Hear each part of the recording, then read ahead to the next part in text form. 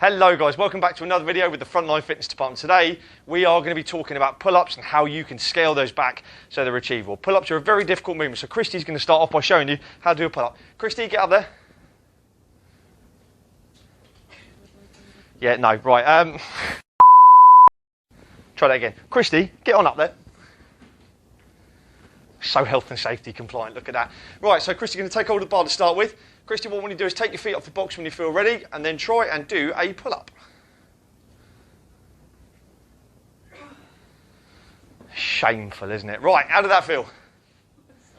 Too hard, too hard. So how are we going to scale that back, okay? What we're going to start off by showing you is an active versus a passive hang.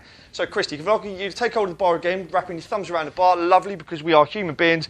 We've got this lovely thing called an opposable grip. We need to use it. It's going to give us a lot more stability on the bar and stop you falling off and looking like this. Not a good thing. So Christy, if you can show me a passive hang when you're just letting yourself hang from the bar.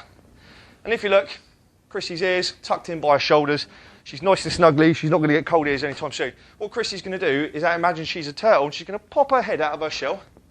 And you watch there as her ears come away from her shoulders, her scapula retracting, and she's in a much better position there. That is an active hang. You take a rest for a minute. I don't want to kill you.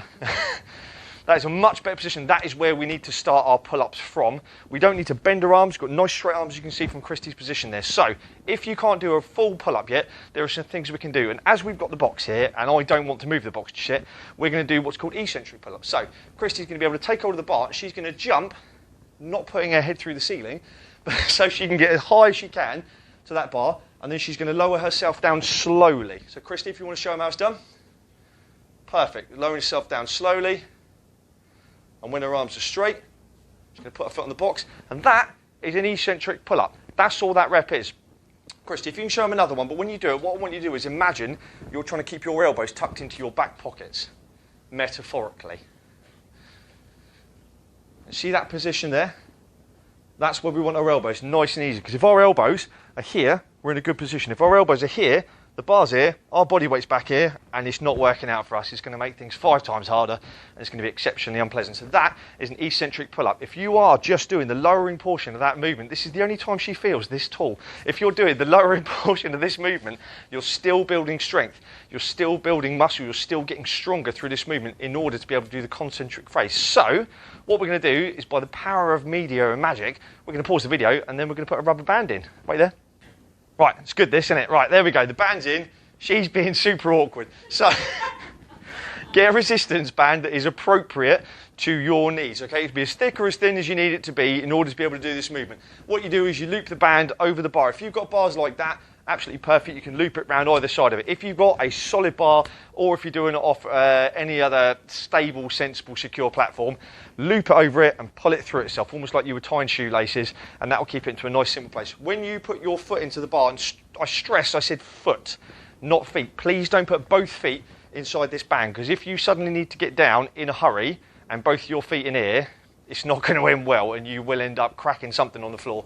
Okay, so with one foot in there, keeping your foot nice and flat. Notice Christy is not allowing her foot to come into plantar or dorsiflexion. We're not doing this. We're not having a disco. It's flat, and that's keeping the band exactly where it needs to be. So Christy's going to take a step off the box when she's ready, and she's going to attempt to pull up with the band. Look at that! Look, sailing. Easy peasy. You got a third one in there? No pressure. Look at that, absolutely. How did that feel, Christy? Yeah, right. Much more achievable. And all we are doing with the use of that resistance band is we're reducing the amount of weight you have to raise above the bar. So if you couldn't lift a 100-kilo barbell, I definitely can't, look at me. You lift a 50-kilo barbell. If you couldn't pick up the dumbbells to do bicep curls at 20s, you pick up 10s. Exactly the same principle. All we're doing is we're reducing the effect that gravity has on you. Look, she's so safe, came down nicely. Those are 2 brilliant ways in which you can scale back push-ups. You can scale it back even further and do inverted rows, but that is a video for another time. Christy, thank you very much for being in the video. She's had enough. She's already gone. Look, thank you very much for your time, guys. Look after each other. Any questions, do give us a shout over at Frontline Fitness. Thank you very much, and stay safe.